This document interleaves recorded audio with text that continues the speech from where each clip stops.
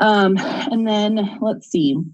I also participated in the PBL with the STEM students. I don't want to belabor it because other council members participated, and I don't know that I have anything other to add other than I was genuinely impressed. And part of the reason I always say yes when they invite me is the students and their ideas and their research. It's just really inspiring and really encouraging to know that these are the quality of young people in our community and they're our future. So that was really special. And then finally, the last thing I want to share is that the Colorado Municipal League's Policy Committee is scheduled for next Friday, December 4th. And so I'll be planning on attending that.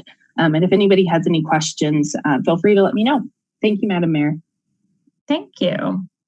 So I was, I can just say, yes, I was also at the topping out ceremony. Quick shout out to Amanda Peterson and her team for putting together a COVID-friendly opportunity for all of us. So, you know, we gave our little spiel 8 different times. So we had small groups come through, and it was just really nice to see members of our members of NURA, members of the Park and Rec Advisory Board, members of the Northglenn Arts and Humanities Foundation, and city staff. It was really awesome to see a lot of our staff members come through. So that was a really fun event. It was also really cool to see people in person. So I think we take that for granted a little bit.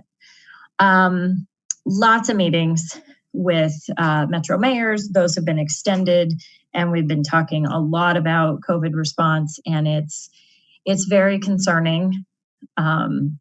And so, you know, we're really hoping, I'm really hopeful for the legislative session, and I hope that something comes out that really supports our residents and our economy and our state. It's we're in a bind, and I think everyone knows that.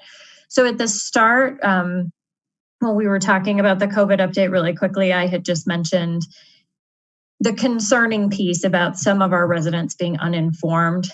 That I do know that's true.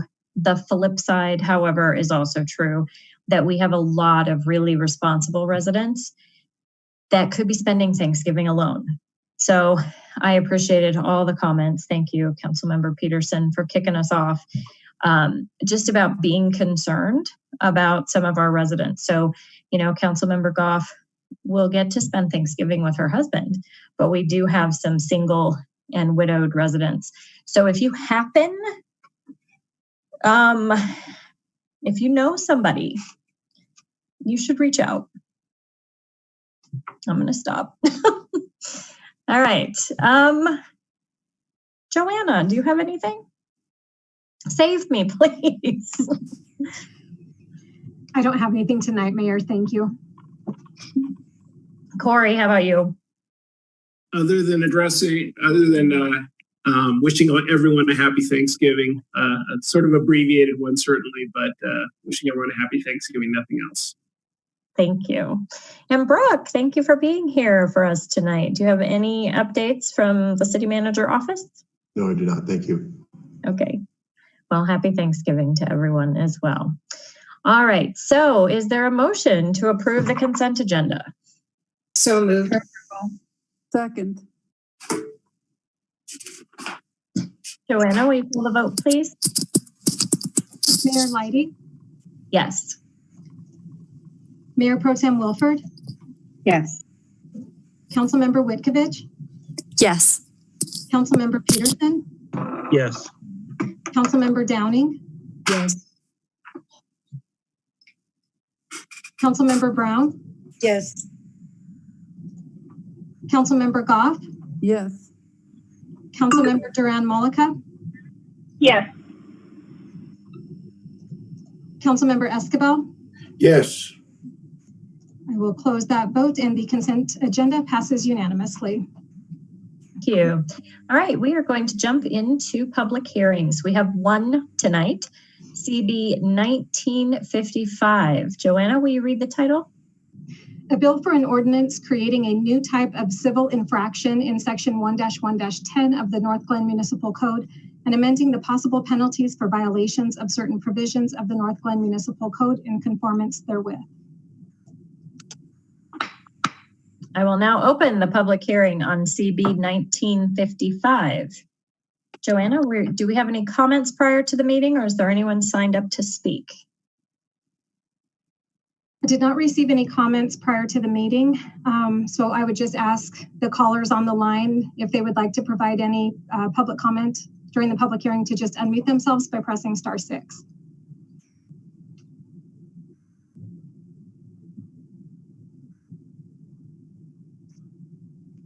Okay, hearing none, I will close the public hearing.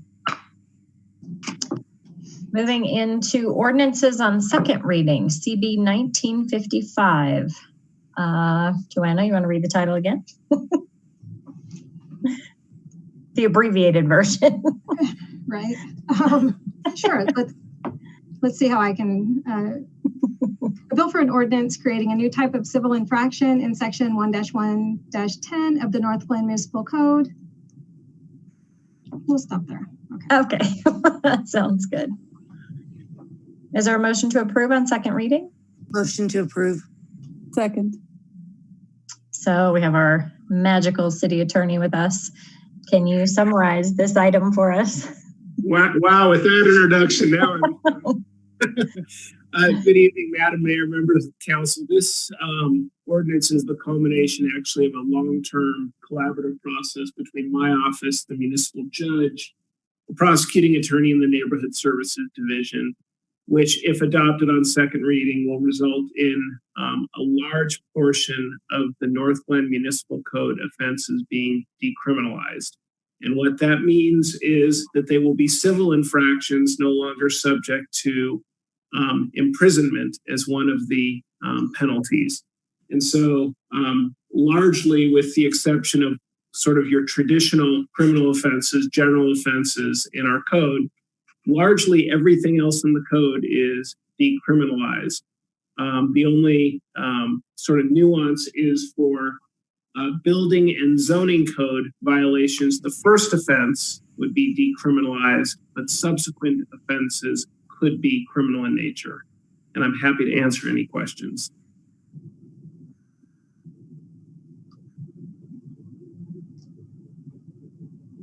Okay, any discussion on this item?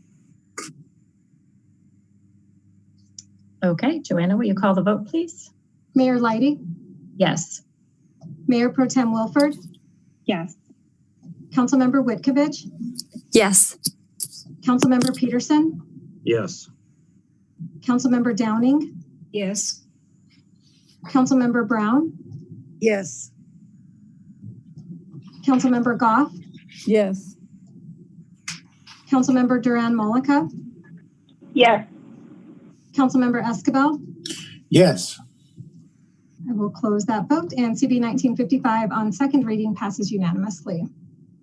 Okay, ordinances on first reading, CB 1956. Joanna, will you read the title? A bill for an ordinance adopting a new Article 8 of Chapter 4 of the Northglenn Municipal Code, creating the Community Co-Production Policing Advisory Board. Move for approval. Second. All right, we have our Police Chief Jim May here to provide a summary of this item. Mayor, Council, good evening. Again, we've been doing this for quite some time. September 28th, we brought it before you, giving you some options. You chose option 3, which is doing an ordinance with community co-production policing. On November 2nd, we brought it to a study session and we went over what we had. And so with your recommendations, we brought forward, again, to increase the number of resident members to 7 for a total membership of 13. This also includes a non-voting council member that will also sit on that board. It also asked to remove the requirement for people to have participated in the Citizen Police Academy. And the other support was to make it kind of like a police mini training academy for the CCP board, along with, I really liked Councilperson Golf's recommendation of kind of like some team building along with that. So again, on some of the background investigation, the criminal background, I think the thing that we wanted to make clear was there's only two ways where you would be excluded from participating, and that would be, if you're a sex offender or if you're currently serving probation or parole. All the other information will be evaluated, and then council will make those opinions or recommendations when they come through to them on the interviews. So again, just the recap of those members. So there will be one member from each ward, and then each ward will also recommend an additional person to go for those at-large members, the two resident at-large members, and they will interview with the mayor and two council members. There also will be a teen that will also be on that board, and there will be three designated positions representing community safety. The FOP, which represents the officers. And then the police department will have a member of supervisory staff that will represent the police department and the city. And then we'll also have someone from North Metro Fire Rescue District as a staff member on that board as well. This is to work collaboratively and make sure that we provide the best police services and policies available to all our residents. Then we're going to have three at-large members from the professional community. And in your memo, those are listed from the mental health community, the homeless, looking at Adams County Homeless Task Force, our senior organizations within our community, our nonprofits. And what I'm doing right now is putting together a letter that I'll send it to all of those members, asking them to apply and encourage them to apply for this very important board. And I think that's all I have. If if there's any questions attached to the memo, you'll see the application that will be distributed on December 1st that they can start applying, and it will end January 15th. So we're moving right along. Councilmember Brown.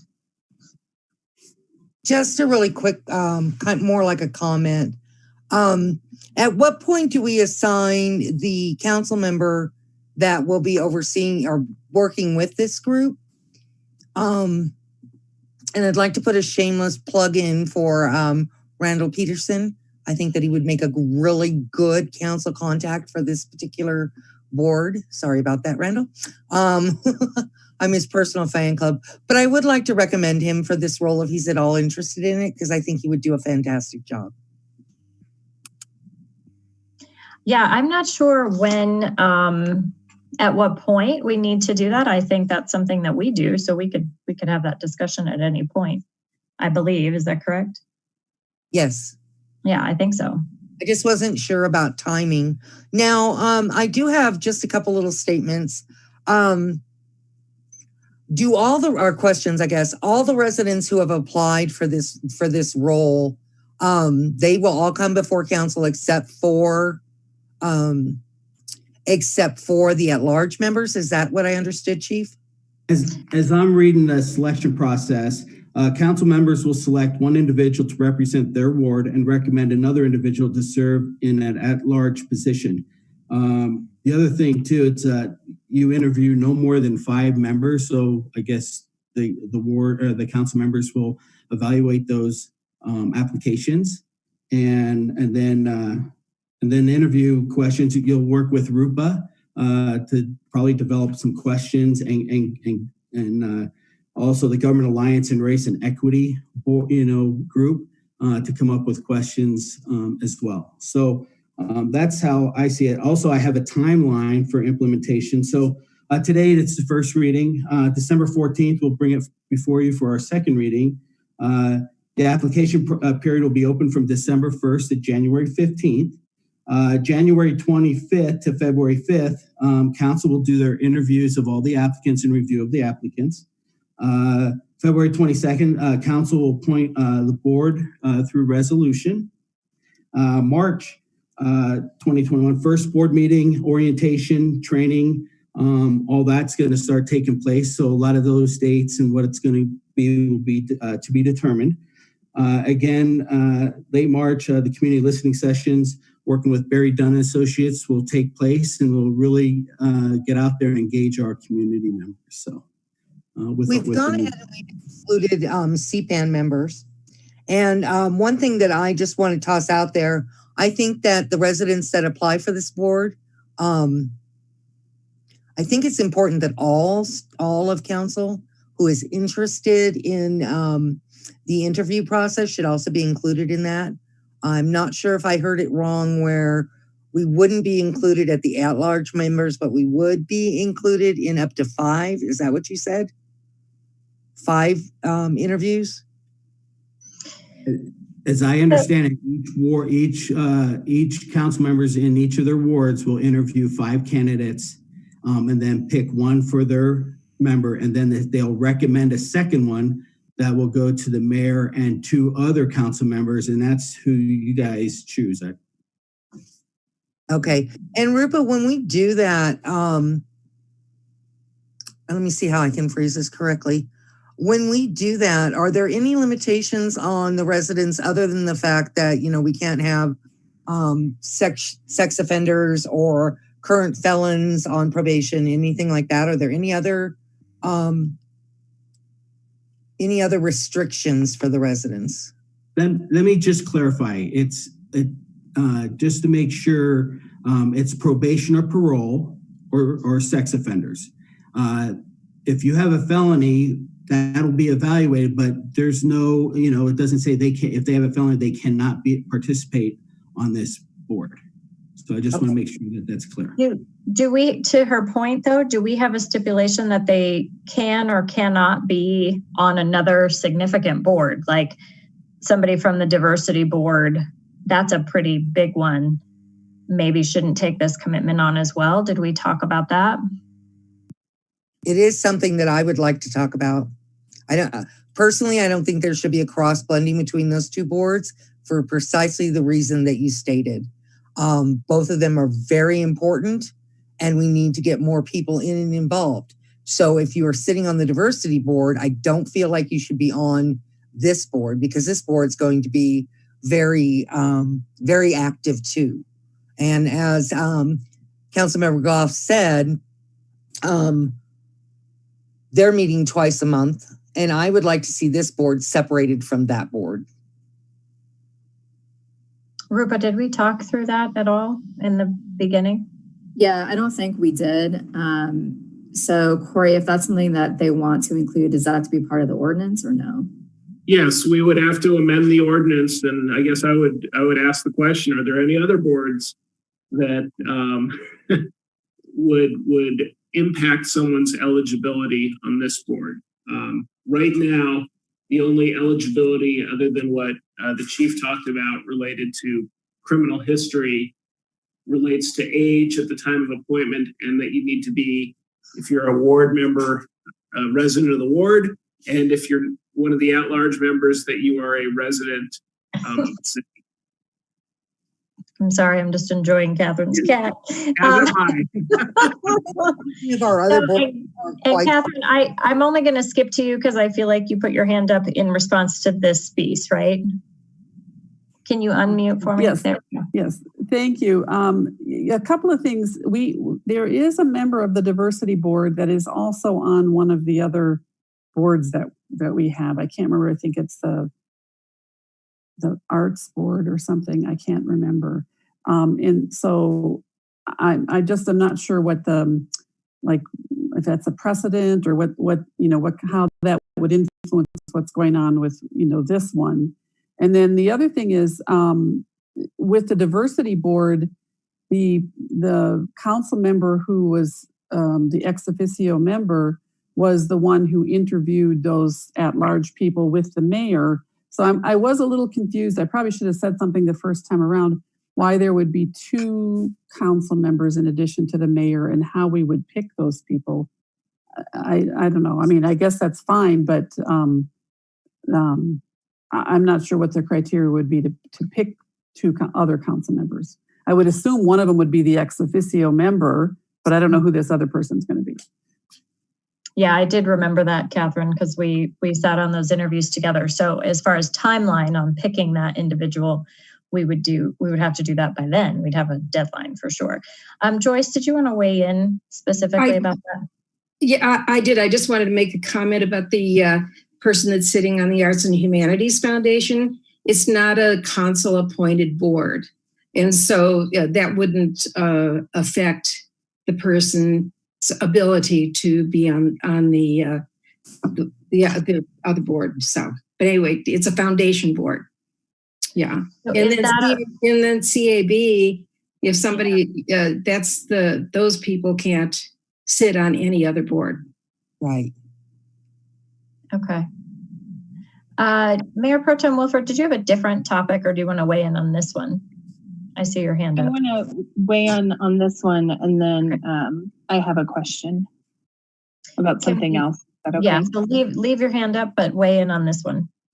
Okay. I guess I don't really think it's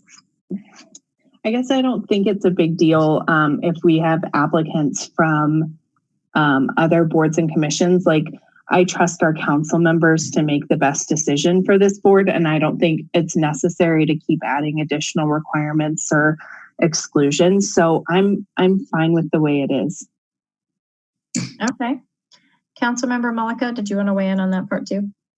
Yes, please. And so I agree with Becky in your concern. I think it could be, it's something I would be worried about because the time commitment could be so heavy. I still don't think that we need to spell that out though in this ordinance, given the fact that we are interviewing these people, we're making that decision, and that's something that's going to come up in the interview conversation of how many, what's your time commitment, what other boards are you sitting on, and things like that. And so I feel like the interview process, not only now, but moving forward, will help kind of just alleviate that concern and address those issues one-off. So for example, what Joyce is saying, like it's not a council appointed board, but maybe they're on some other board service related to the city, that conversation could happen in the interview process.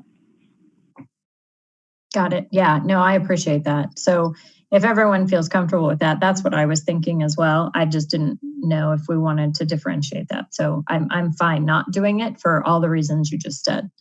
Meredith? Yeah. Council rolls every 2 years, we have new council members coming in, people that get term limited, all of that. Would it be more beneficial to get it in for our future city council people? Because we're not going to be here forever.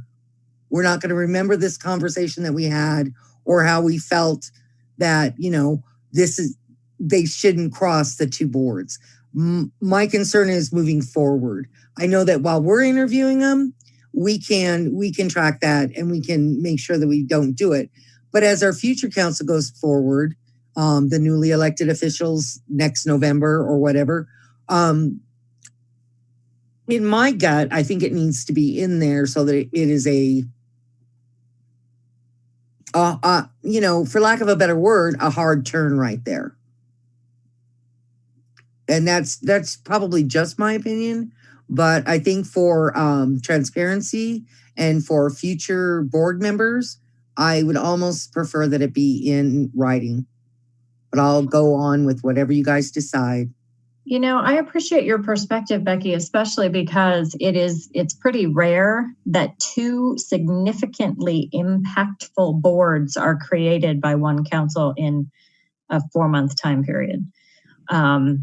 So I see that perspective. So I'm kind of on the fence on that one as far as whether or not it needs to be in there or not. Does anybody else want to weigh in that we haven't heard from? Councilmember Goff? Well, thank you, Mayor. I guess I would want to know more about the reason why that you have there's a concern about this. I mean, for us to say, well, if it's a time commitment, I think any council, interviewing people, that's going to be a question you ask. I think it's even, on the application, and there was something spelled out about, if you miss so many meetings and, you're automatically kicked off. So I don't see the time commitment as a huge reason to be concerned or have something spelled out or written in. Now, if you're concerned about something else, then that's a different discussion.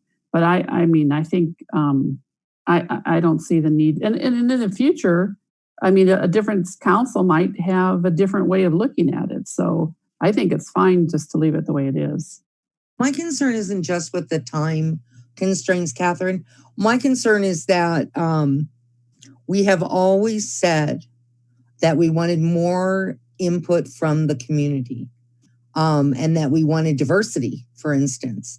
And I don't think that in these two particular boards that we want the same people that are on our diversity board also focusing on this topic. I think we need to get a wide variety of our residents and make sure that all the voices are heard. And I know that the diversity and this came about at the same time, and I totally understand that. But I also think that we need more people involved, not just, and we've had this problem before, not just the same people that volunteer. We need to make a more concerted effort to reach out and get people that haven't volunteered before. Or, you know, in order to do that, I feel that we would get more voices. That's my point. I will go any way that you guys want to go. I just think that for future councils, at least they would have it in writing, knowing what we had set up, and it would be transparent to them what we were doing. Councilmember Escobar. Thank you, Mayor. I'm in favor of not muddying the water. I think worrying about what other councils are going to do down the road, that's their decision. We're the council now, and we make the decisions for what we want today. If they want to change it, if you have a different makeup, if the chief recommends changes down the road, then we can do all this. But I don't see any reason to put more obstacles in the way. Thank you. Okay, Councilmember Downing. I just have a concern that it would be impactful to the other boards and commissions that we have, unless we write an amendment a certain way that they just can't cross between the two boards we're talking about. And we truly do have an issue finding enough volunteers, you know, for the different boards. So I'm a little bit on the fence, but I'm thinking because of that fact, I unfortunately can't quite agree with what Becky's saying. I think we should go forward with how it is right now. Okay. Becky, I'm sorry. Did we not do it like we did on CAB? They can't participate in any other boards at all? Because these are very, never mind. I think it might be okay, Becky. I think we, as Councilmember Mullica stated, I think during the application process, we can figure that out. I can think of an applicant we had for the diversity board that was way overextended in their personal life, regardless of this board. And so that was something that, was noted just in the, and then I do this and this and this. And it's like, wow, that's a lot. When do you sleep? So I think we can tackle that in the application process. But as Antonio said, I think we can make changes along the way. I mean, we still have second reading.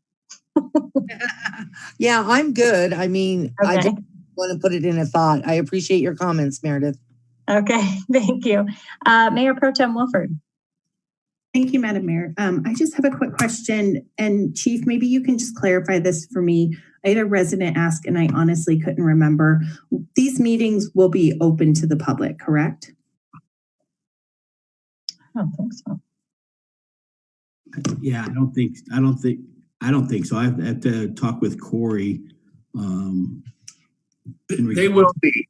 They will be open to the public. It's in the ordinance as drafted. There may be times where this board gets confidential information, and we'll have to figure out a way.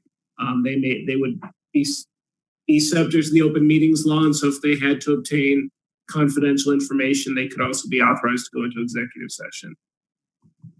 Okay, thank you so much for that clarification. And then I just wanted to suggest that instead of making any sort of decision about the council liaison this evening, that we push that to another meeting and another conversation, as I know that there are a couple of other folks that are also really interested in possibly filling that role.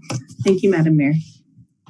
So Mayor Pro Tem, do you have if we have multiple people that are interested, do you have a process in mind for how to move forward? Because I don't know, Corey, if this is what the process is, if it's one of those, everyone rushes to make a motion kind of process, or if it's an open discussion and people just say, hey, I'd like my 2 minutes to tell you why it should be me kind of thing.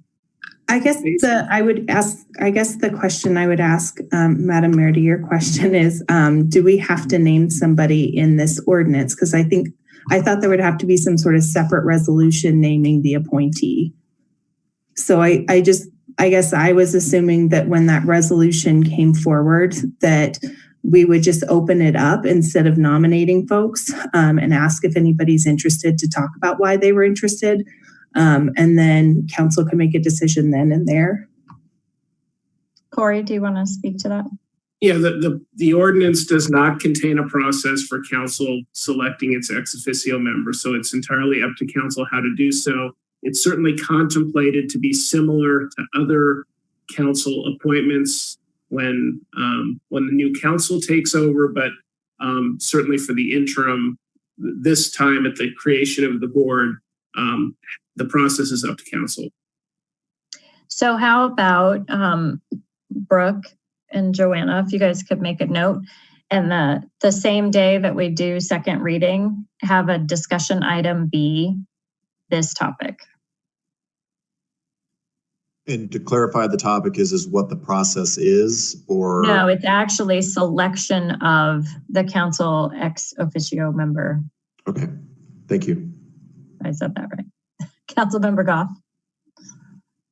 Thank you, Mayor. I know we've done some, I guess, somewhat different procedures for having people be on different boards and things like that. We had that one at the beginning of the year with the dots, and then, when the diversity board, there was just a discussion. And then, what I'm wondering is, would it be helpful if people who are interested were to send you an email just so you would know, or have some kind of an idea of how many people? Maybe it's only Randall, or maybe he'll decide he doesn't want to do it, or I don't know. Could they tell you, and then you'd have some kind of an idea, and then you'd have if everybody wants to be on it, it's going to be a very long discussion, or just so you would know, and then that would maybe help things along. Help. I don't know if that would be helpful or not. I think it would be, but I don't know that I need an email. I think it would be appropriate for people to, even if you just raise your hand, hey, I'm interested, and then prepare your statement for our next regular council meeting and, say why, I guess. I would like to know if it is 2 people or 5 people. But I would think if you're interested, you probably know now. Councilmember Witkovich. Thank you, Mayor. One other thing I just wanted to toss out for everyone to think about. I don't think we know what evening this board would be meeting, so that will probably affect, who might be interested. I don't know when that is determined, but that'd probably be important information as well. Yeah, I don't know that we did that on the last one. I think Catherine was selected, and then as a board, you decided, right? Yeah, so I'm not sure about the timing of that.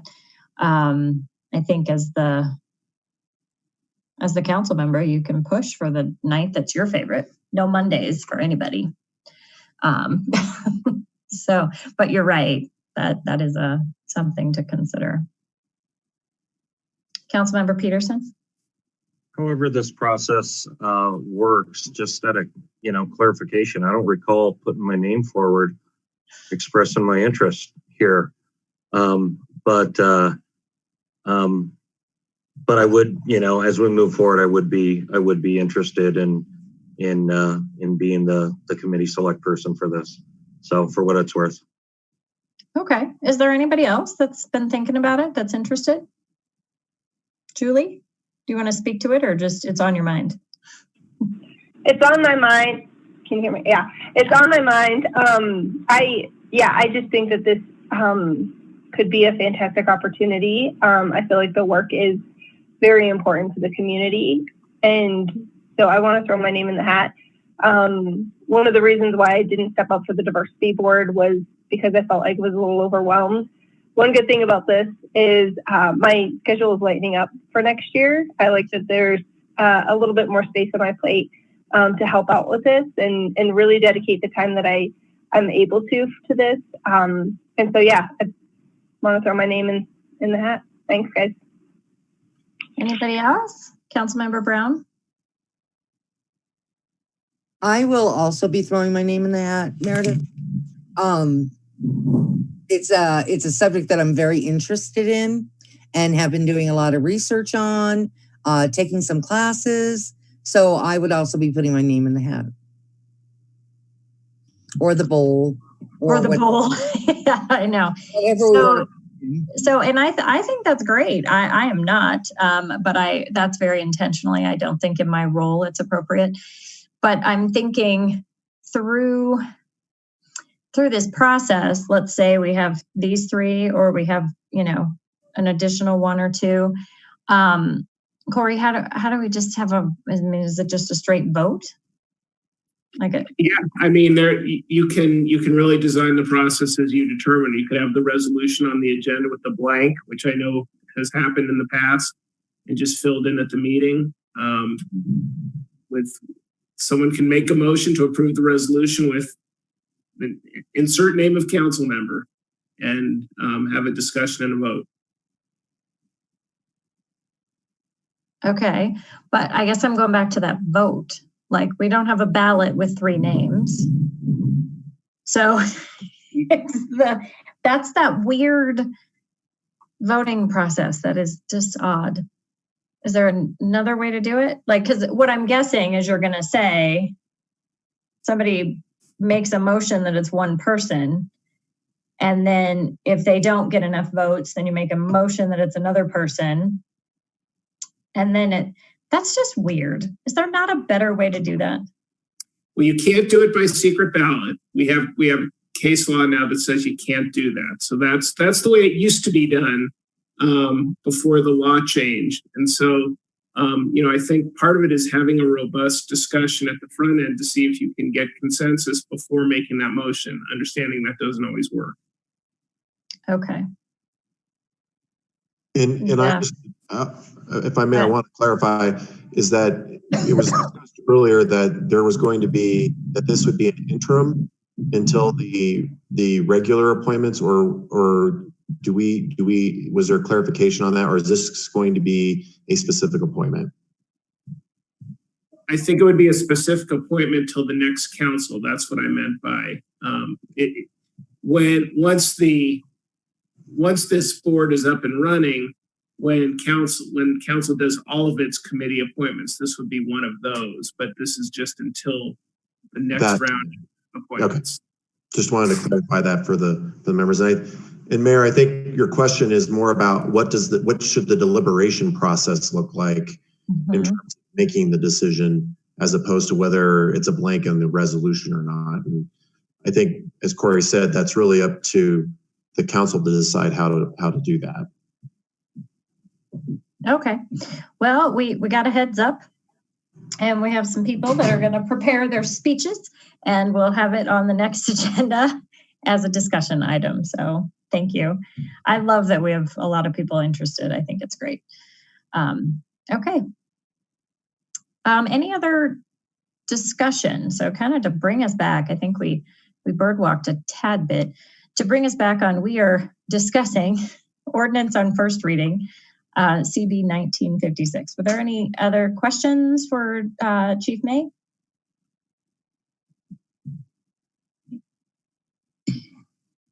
No? Okay. Well, thank you. Thank you for the memo. Thank you for the clarifications from last time. It was very helpful. Joanna, will you call the vote, please? Mayor Leidy, Yes. Mayor Pro Tem Wilford, Yes. Councilmember Whitkovich, Yes. Councilmember Peterson, Yes. Councilmember Downing, Yes. Councilmember Brown, Yes. Councilmember Goff, Yes. Councilmember Duran Malika, Yes. Councilmember Escabel. Yes. I will close that vote, and CB 1956 on first reading passes unanimously. Great. Thank you. Okay, CB 1957. Joanna, will you read the title? A bill for an ordinance amending Chapter 18 of the Northglenn Municipal Code, adopting a new Article 19 regarding licensed retail tobacco establishments, and amending Chapter 9, Article 8 of the Northglenn Municipal Code regarding unlawful possession of tobacco products. Move for approval. Second. All right, Joanna, what do you have for us tonight? Good evening, Mayor and Council. So staff is presenting CB 1957, which is an ordinance on first reading that would implement a licensing program for tobacco retailers, and it would also raise the purchase age for tobacco products from 18 to 21. Raising the legal age to 21 may seem a little unnecessary since the state already accomplished that statewide, but we want our local ordinance to match or to be consistent with state law. And that will allow us to write citations into municipal court. So without that local provision, we couldn't write citations into municipal court. So that is why that piece still remains in the draft ordinance. Council previously received presentations from Tri-County Health Department and also from the Rocky Mountain Cradle to Career Partnership regarding youth vaping. And council directed staff to bring forward information regarding retail tobacco licensing and also raising that age from 18 to 21 to purchase tobacco products. So the retail tobacco licensing program isn't intended to be an overall solution to the issue of youth vaping, but it does provide a mechanism to monitor who is selling tobacco products in the city, to provide retailer education about tobacco-related laws, and to also allow the city to conduct regular retailer inspections to ensure compliance. And those items have been proven to reduce youth access to tobacco products. So just to be completely clear, the proposed ordinance regarding the tobacco products, the definition of tobacco products really includes all things tobacco. It doesn't exclude cigarettes. I won't read the entire definition, but just to be clear for council and for any of the potential retailers who may be listening tonight, it is defined as any product which contains, is made, or derived from tobacco or used to deliver nicotine, synthetic nicotine, or other substances intended for human consumption. It also includes electronic smoking devices, and it also includes any component, part, accessory, or associated tobacco paraphernalia of a tobacco product, whether or not it is sold separately. What it doesn't include are tobacco cessation products. So those could still be sold at retail outlets, and the retailer would not need a license to sell products that are intended to help people quit smoking or quit using tobacco. So if I could, I just want to run down the list of what the proposed ordinance would accomplish. It would prohibit the sale or transfer of tobacco products to anyone under 21. It would require every business selling tobacco products to obtain a retail tobacco license from the city of Northglenn. It would prohibit new tobacco businesses within 500 feet of schools, parks, and public recreation areas. I do want to note that this restriction would not apply to existing businesses. It would prohibit self-service access to tobacco products, so no self-service displays in the stores and no vending machines. It would require 100% ID checking for tobacco sales. That differs a little from the state law. Under the state law, they're required, a retailer or their employees are required to ID if the consumer appears to be under 50 years old. It also imposes penalties for violations of the ordinance, and I'll come back to that in a second. It establishes the Liquor Licensing Authority as the local licensing authority for tobacco matters. It authorizes the city clerk to administratively approve applications that contain no derogatory information on behalf of the local licensing authority, and that is similar as for liquor licensing and marijuana licensing. It implements a licensing incentive program to encourage and reward retailers for compliance and for providing consumer education. And it also amends section 9-8-11 of the code regarding unlawful possession or consumption of tobacco or nicotine by juveniles to raise that age from 18 to 21. So regarding the penalties and violations, I just want to mention what those are. They can be found on page 5 of the packet materials in the memorandum and also in the draft ordinance. So we have 4 different categories based on the number of violations. So for a first violation, and these are, I do want to mention that these are just guidelines. So the local licensing authority, when considering a matter, they would have discretion to impose a greater or a lesser penalty based on aggravating or mitigating circumstances.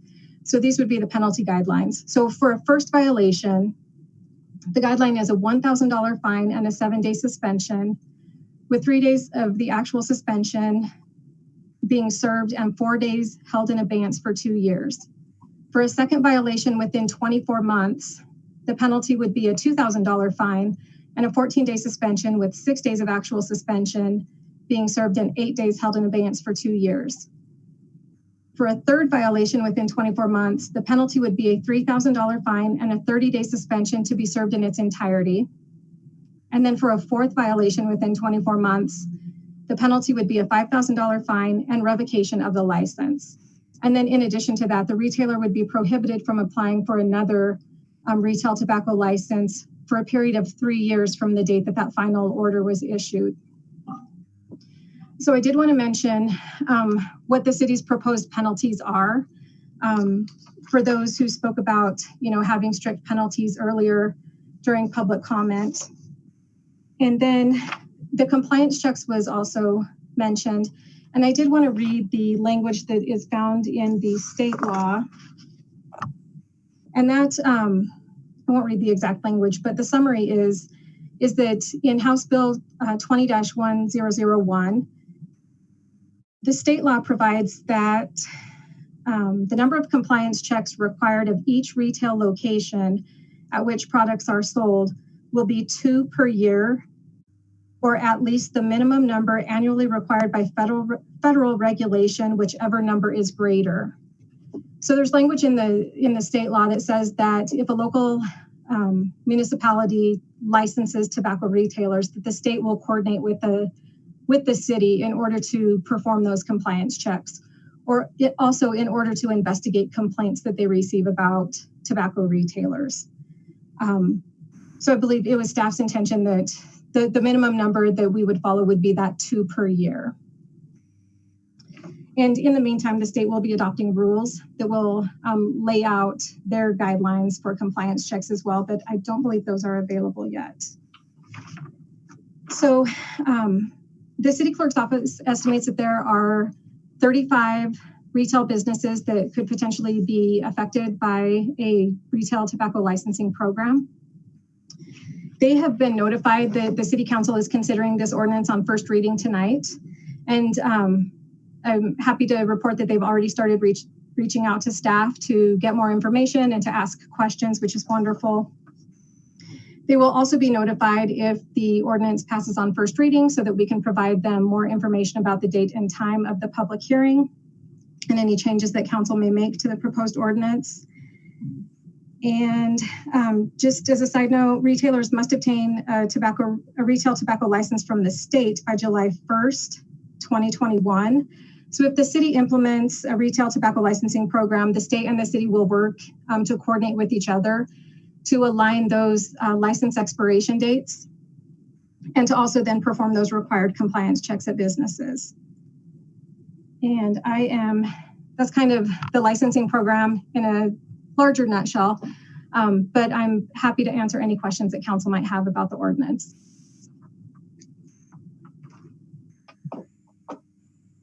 Councilmember Brown?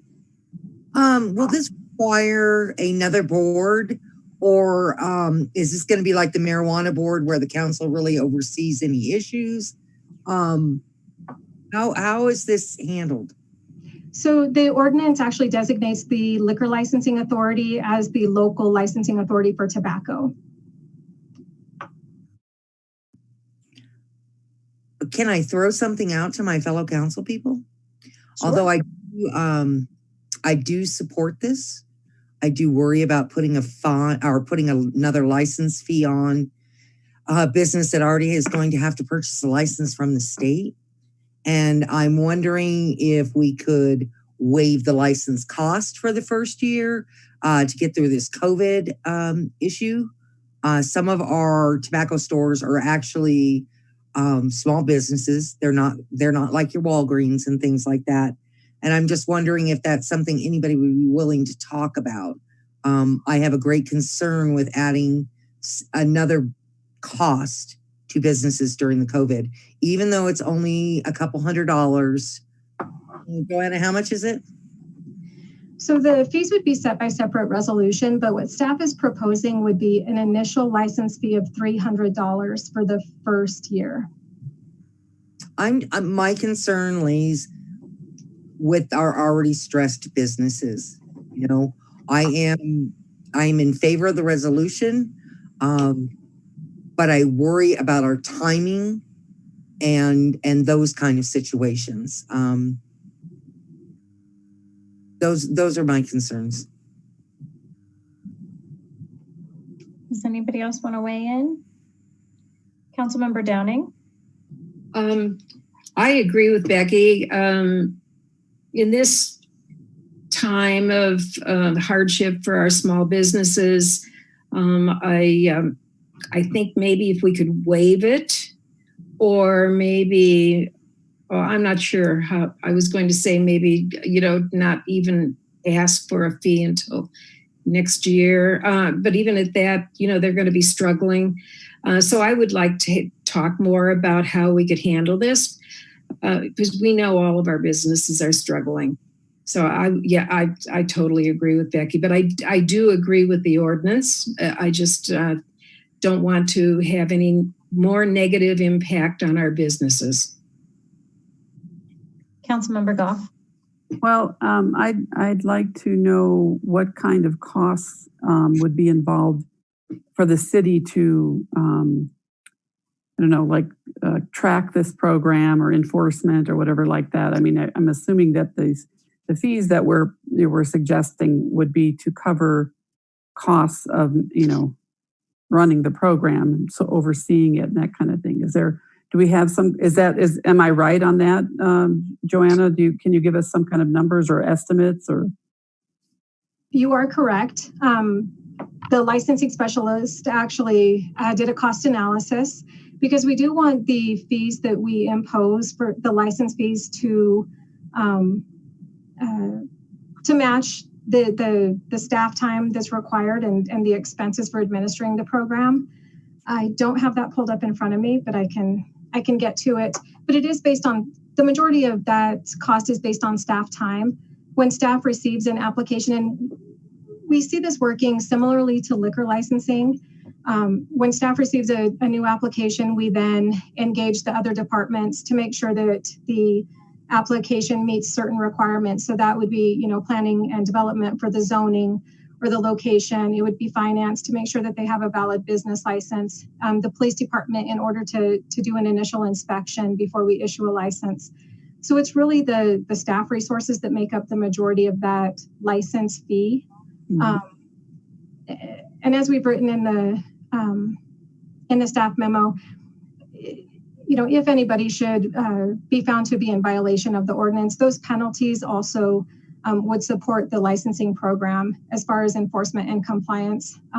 So it's kind of a balanced act between the upfront license fee and then any other penalties that might be charged for the enforcement piece. Mm-hmm.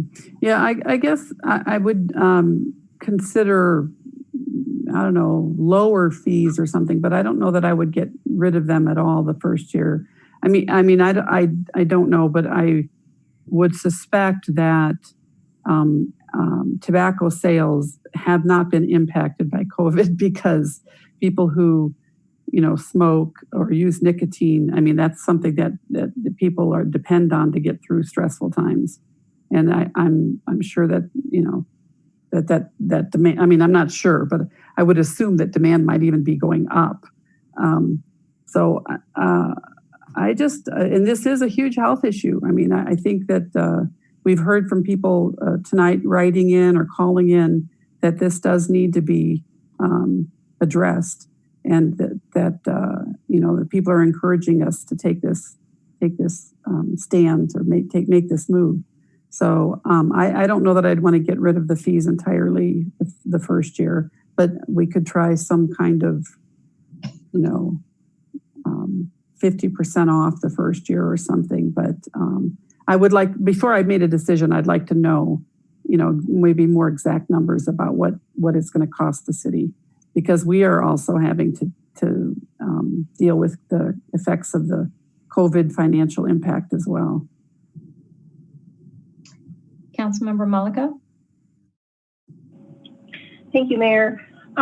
So I think my questions are very similar to Catherine's, and the purpose of the fee. I think the most important part of this entire policy is the compliance checks in making sure that those occur.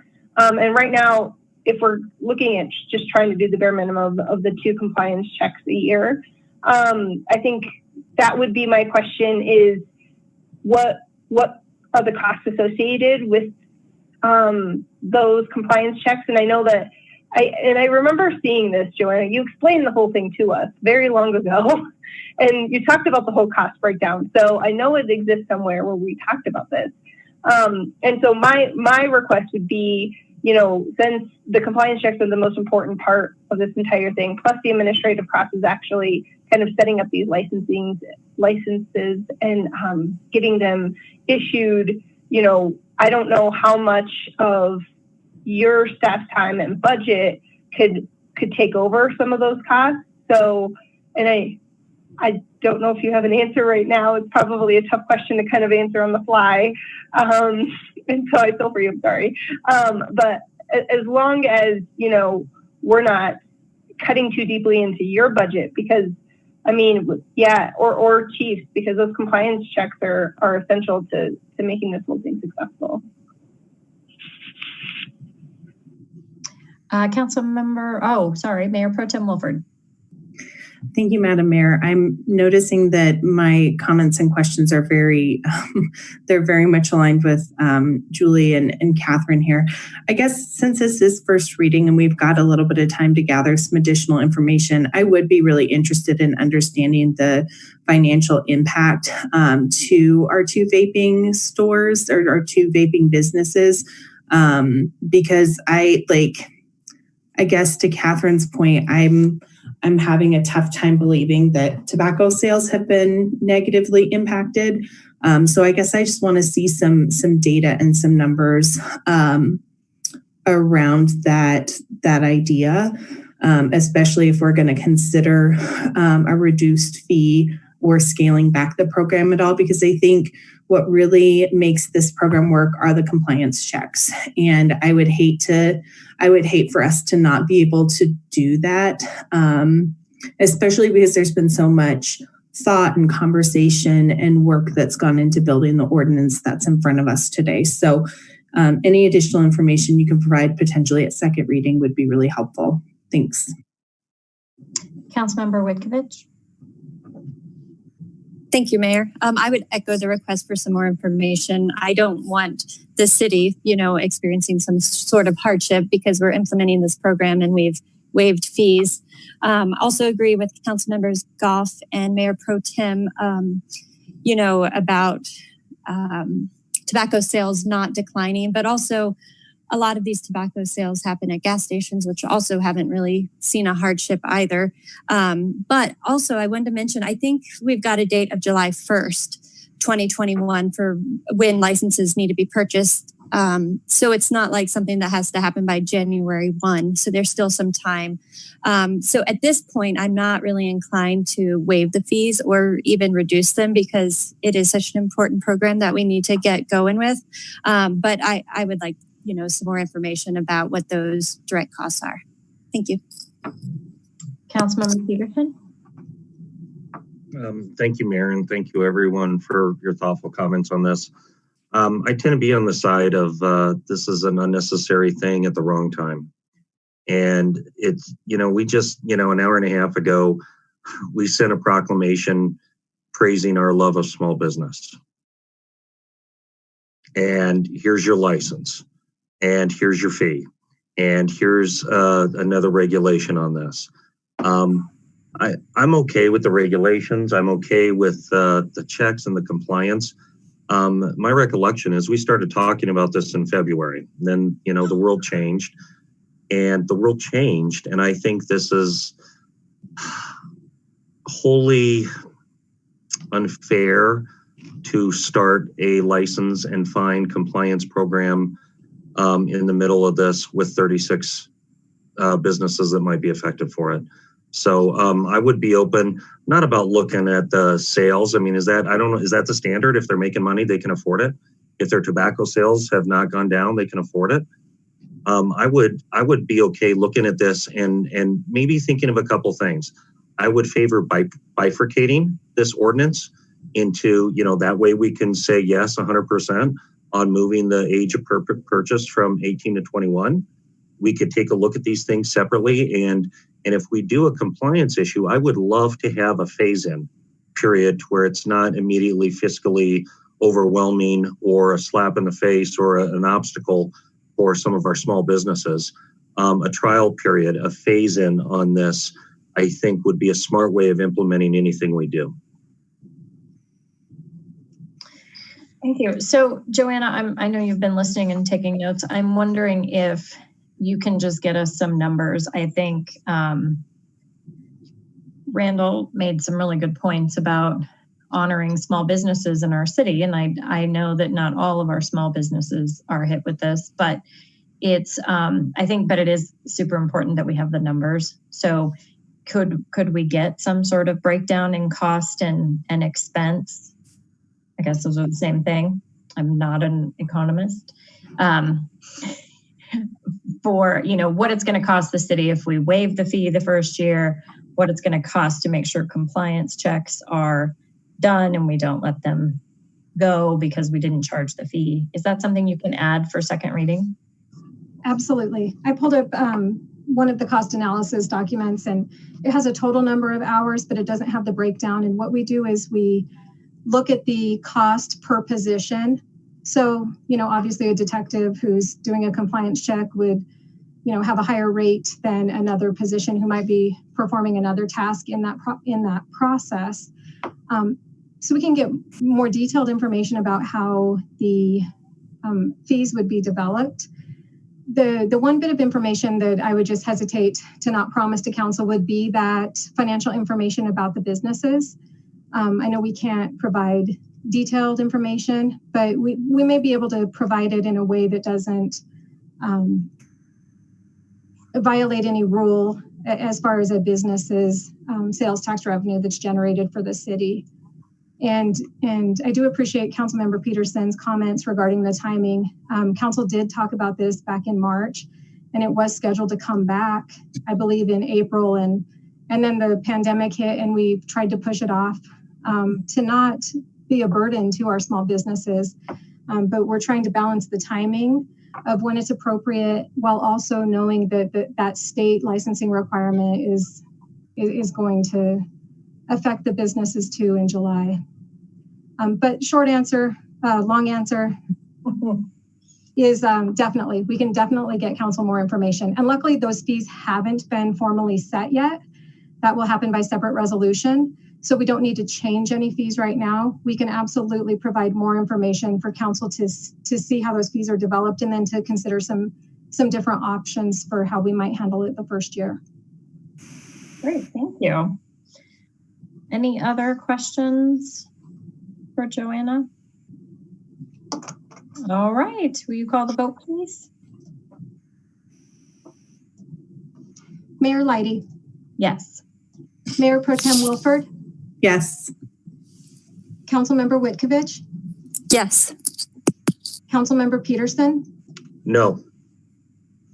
Councilmember Downing, Yes. Councilmember Brown. I have a question, if I might ask.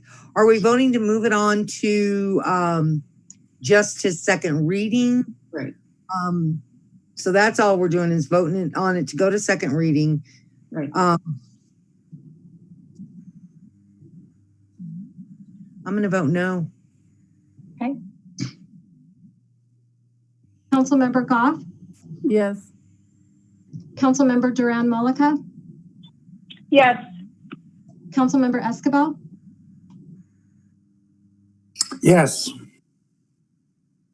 I will close that vote, and CB 1957 on first reading passes with 2 no votes cast by Council members Peterson and Brown. All right, CB 1958. Joanna, will you read the title? A bill for an ordinance amending Article 14 and Article 16 of Chapter 18 of the Northglenn Municipal Code to allow for the sale of industrial hemp products by licensed medical marijuana centers and retail marijuana stores. Move for approval. Second. Okay, City Clerk, this is your night. What do you got for this one? And I'm actually going to spare you the sound of my voice for a couple minutes and let Corey take the hemp Oh, item. that's right. Sorry, he has the hemp one. Yep. Good evening again, Madam Mayor, members of council. This ordinance, if adopted, would authorize both the medical marijuana stores and the retail marijuana stores in the city of Northglenn to sell industrial hemp products. When our regulations were first adopted for both medical and retail, the state actually had a prohibition against selling industrial hemp products in marijuana businesses. The state has since changed its rules, and so this ordinance, if approved, would be consistent with state law that now allows those products to be sold in marijuana and medical marijuana businesses.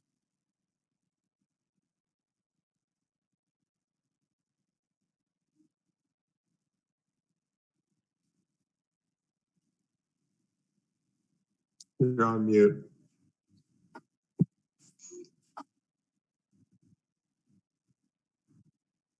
Sorry, I lost my mouse. I was trying to get to mute. Any questions or discussion for Corey?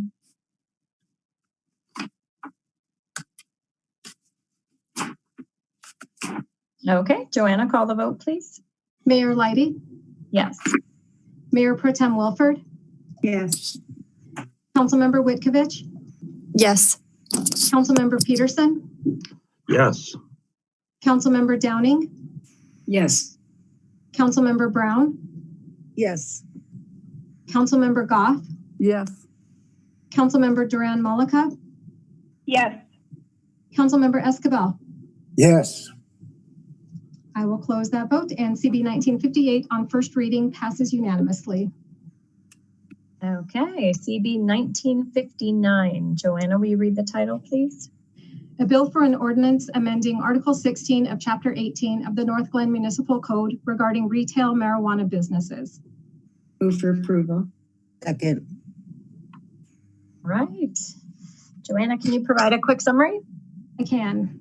So staff is presenting CB 1959 on first reading, and this is an ordinance that would correct language in the municipal code to make the distance requirements between 2 marijuana businesses the same for both medical marijuana and retail marijuana businesses. So the amended language would require the same distance of 1/2 mile between both types of marijuana businesses. The city currently has 6 storefront marijuana businesses. No current businesses would be affected by the code revision. And as a reminder, City Council discussed this item at the November 2nd study session. No information in the draft ordinance has changed since then. And then just a note, if CB 1959 is approved on first reading, a public hearing will be scheduled and second reading of the ordinance for December 14th. Any questions for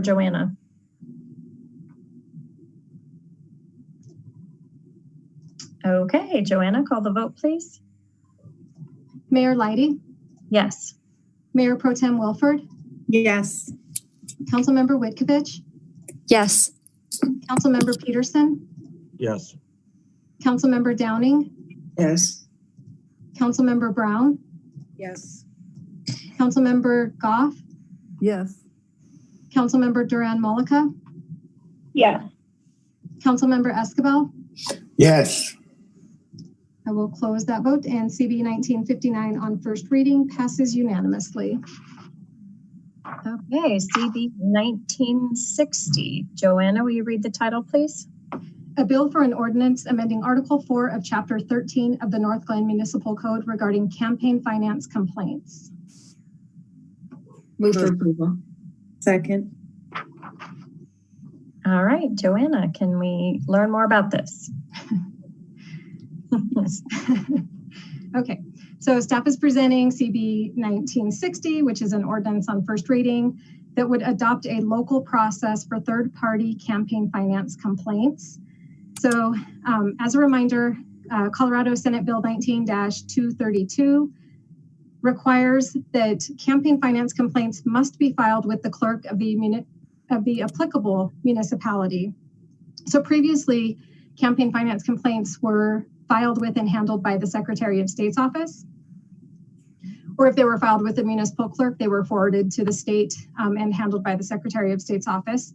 So CB 1960 provides a process and a timeline for complaints to be filed with the city clerk's office for local municipal elections. The ordinance addresses several pieces of the process that have been condensed into 4 categories in the staff memo. And that includes the filing of complaints, reviewing complaints, providing opportunities for candidates and committees to cure alleged violations, and then also providing hearings and then imposing penalties for violations. A draft campaign finance complaint form has been provided along with a draft penalty schedule, and that information is based on the penalties that are found in state law. As you're well aware, Council discussed this matter at the November 2nd study session, and I just want to note that none of the information in that draft penalty schedule or the form or the draft ordinance has changed since that date, and I am happy to answer any questions that Council might have. Any questions or discussion? All right, Joanna, call the vote, please. Mayor Leidy, Yes. Mayor Pro Tem Wilford, Yes. Councilmember Whitkovich, Yes. Councilmember Peterson, Yes. Councilmember Downing, Yes. Councilmember Brown, Yes. Councilmember Goff, Yes. Councilmember Duran Mullica, Yes. Councilmember Escabel. Yes. I will close that vote, and CB 1960 on first reading passes unanimously. Okay, moving into resolutions, CR 167. Joanna, will you read the title, please? A resolution accepting grant funds and approving amendment number 1 to the intergovernmental agreement between Adams County and the City of Northglenn regarding disbursement of Coronavirus Aid, Relief, and Economic Security Act funds. Motion to approve. Second. Okay, we have Rupa Venkatesh, our assistant to the city manager, here to provide a summary, but I also see Debbie Tuttle with us. Yes, good evening again, Mayor and City Council members. I was going to give kind of an overview of the small business piece of this. So again, staff is presenting CR 167, resolution approving Amendment 1 to the IGA with Adams County for additional CARES Act funding in the amount of $100,000 for small businesses negatively impacted by COVID-19. First, on behalf of the City of Northglenn and its business community, we would like to extend a special thank you to Adams County for this additional funding dedicated to our businesses. With this additional $100,000 from Adams County and an estimated $150,000 left from the Business is Back grant, which expires in November 30th, we could have up to $250,000 to implement a second round of the Elevate Small Business Grant, which was for rent and mortgage assistance, which is the number one need for our businesses. If council agrees, this would serve 50 businesses with $5,000 each for rent mortgage obligations. They can take advantage of that from July 1 through December 9th. Again, if you agree, we will plan on launching the second round of funding through the Elevate Grant Business Grant on Wednesday. This would allow us 21 days to get these grants out. So we're really on a fast timeline to get these grants out. A 2-year memo that you have there, attachment 1 is an updated version of the Elevate Small Business Grant overview. And a summary of the major recommended changes are just a couple things. We learned a lot through these grant processes. And the one thing we did learn after this grant was we needed to simplify the application process. So we would remove the payroll and 6 months of financial requirement is what we're recommending. We would change the grant amount to not exceed $5,000. It was at $6,000. This will give us more money to actually serve more businesses. The grant eligibility for rent and mortgage from July 1 through December 9th. We're requesting to change the operation for them to be in operation for 3 months instead of 6 months. We did this on the Businesses Back grant. We did change it to 3 months. There were so many new businesses that had come in, and they're really struggling trying to just start out a new business with COVID. And then the other thing we put in there is they wouldn't be eligible if they received an Adams County rent mortgage mini grant that just closed with them. So if they just got $5,000 from Adams County, they wouldn't be eligible. So staff recommends approval of CR 167 to approve the First Amendment to the Adams County IGA to accept $100,000 to be used for a grant to serve our Northglenn businesses. Great, thank you. Councilmember Mullica.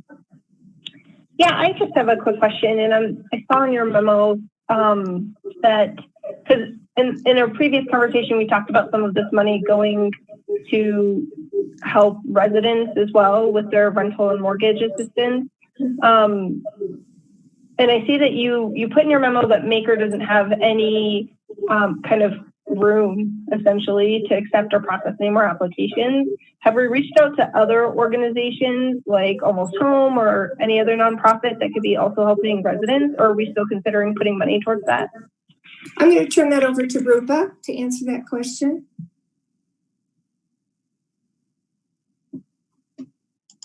You're muted, Rupa. Hey, you didn't look muted. Can you guys hear me now? Yeah. Okay.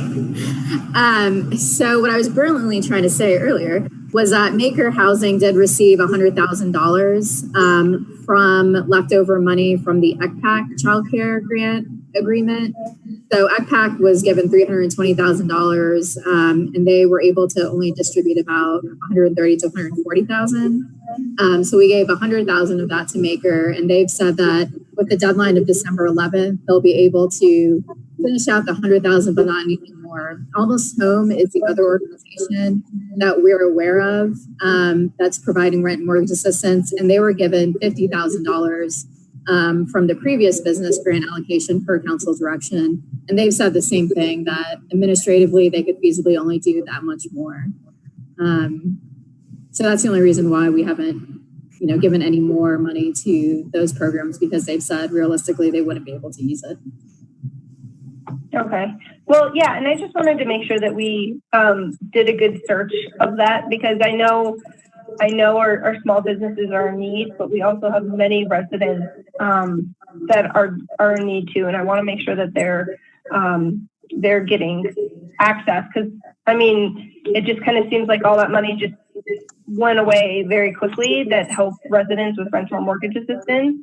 And maybe it's just because the nonprofits are backed up and they can't do anymore, but there's just so much more need. It's just unfortunate that residents can't get more help. I would add that Adams County has requested this additional $100,000 go to businesses specifically.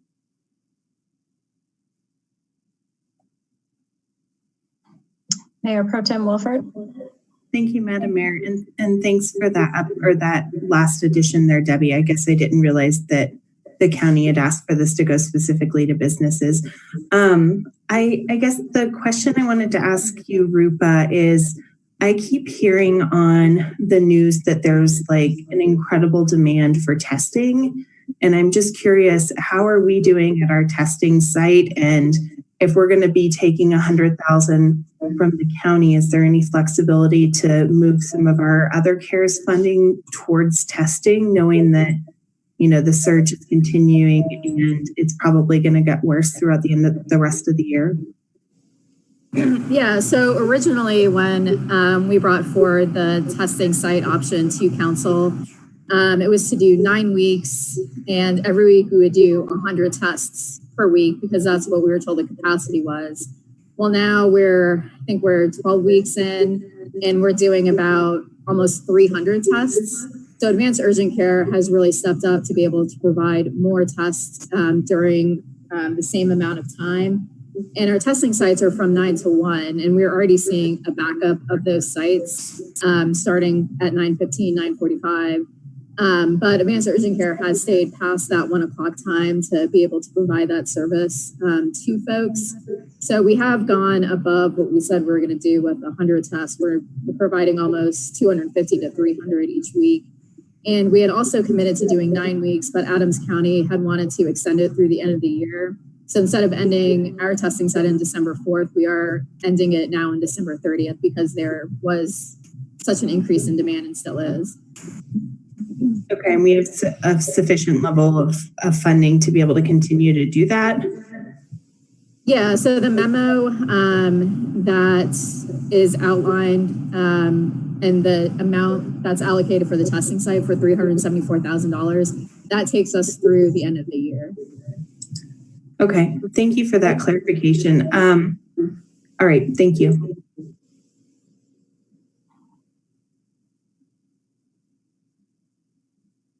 Any other questions or comments?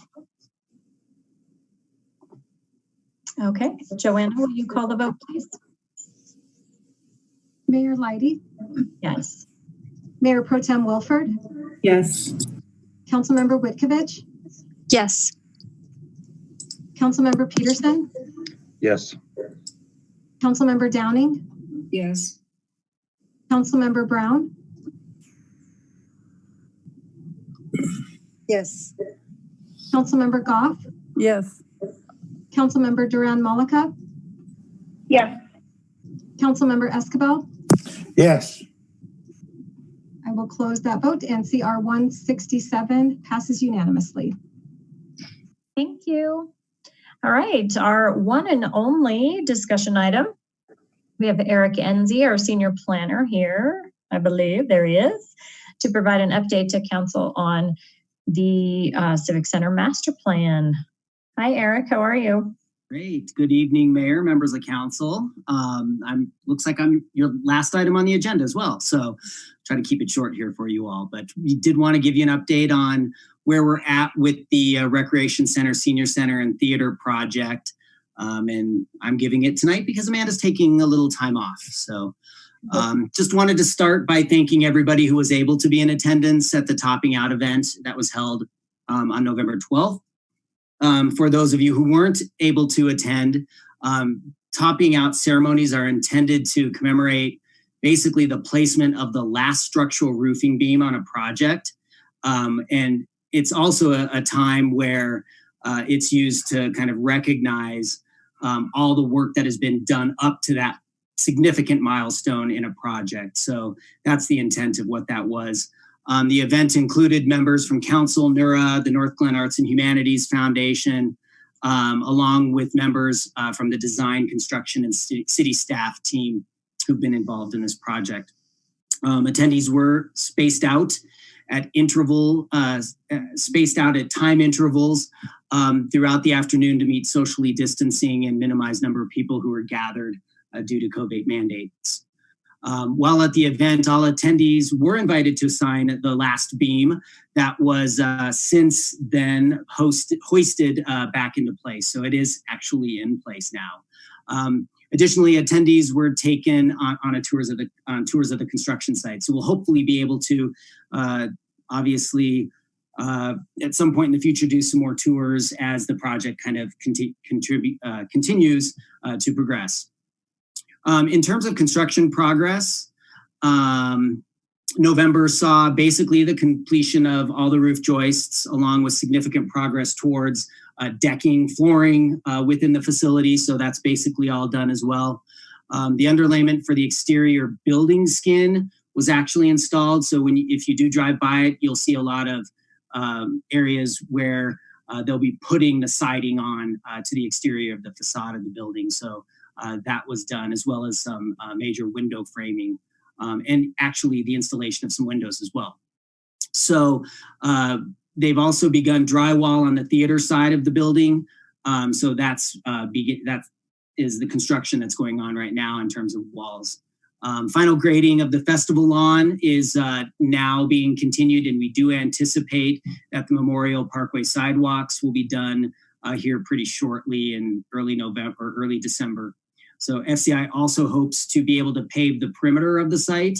That will prevent kind of mud and it'll help them get that kind of perimeter road that goes around the center to be paved.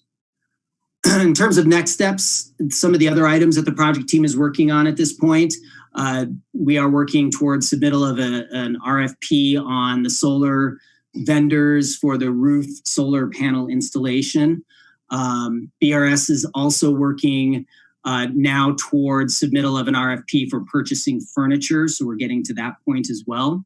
And staff has been working on a video as well to be posted on the city's website and through its social media outlets.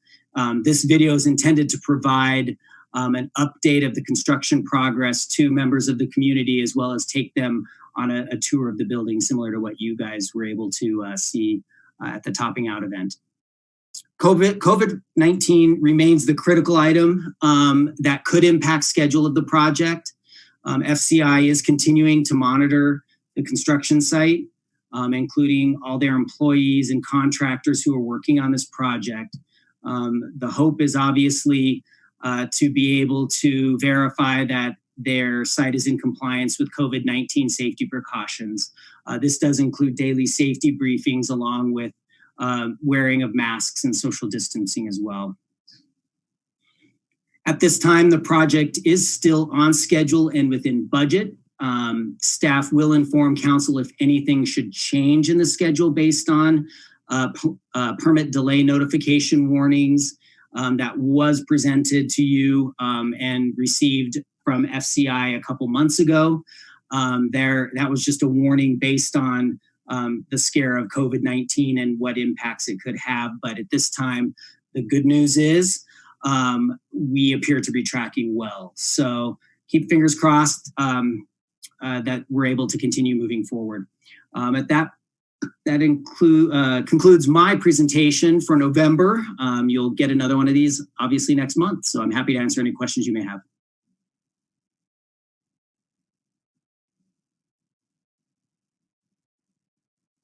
I don't see a ton of hands, Eric, but I will say thank you. Thank you for being at the event, and thank you for such a thorough update, and thank you for being so on top of this project. It's really exciting. Great. Thank you guys. Have a great night. Okay, we're moving into public invited to be heard. Not quite sure if we have anybody still on the line. Joanna, do we?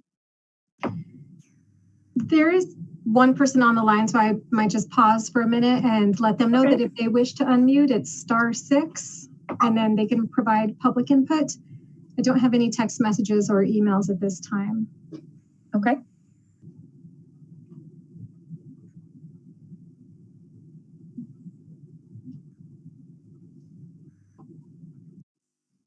Okay. Councilmember Mullica has her hand up. Yeah, I wanted to ask if there's, is there a way that I can make a comment on a previous issue of this agenda? Are you signing up for public invited to be heard? No. But if I need to, I guess I could. I don't know. Yeah, you get 3 minutes. Yes. 3 minutes? Okay. 3 minutes. Well, one of the things I just wanted to kind of follow up with very quickly is going back to the issue of the CARES Fund money. I would like to just hope and stress that staff continue to be flexible over these final weeks that we have CARES Fund money and be able to find useful uses of that money over the next couple of weeks. We've allocated over $1 million to businesses and only about half of that to residents for rental and mortgage assistance. And so if there is any flexibility that comes up in any of these or any opportunities, I hope that staff seek those out. I also know that, as Jenny mentioned earlier, there's a special session starting next week. And I think it might be a good idea for each of us to reach out to our local representatives because they are considering both additional monies for businesses and private residents for rental and mortgage assistance. So although there is an eviction moratorium that will one day cease to exist, and we don't want these residents who have back bills to lose their homes. Mm-hmm. That's it. Thank you. Under your time. Well done. All right. Well, thank you so much. And I won't see you before Thanksgiving. So happy Thanksgiving. I hope you all eat something yummy and spend quiet time with whoever you can. Try a virtual meeting. But that is it. We are adjourned. Hey guys. Happy Good night, all. Thanksgiving. Bye.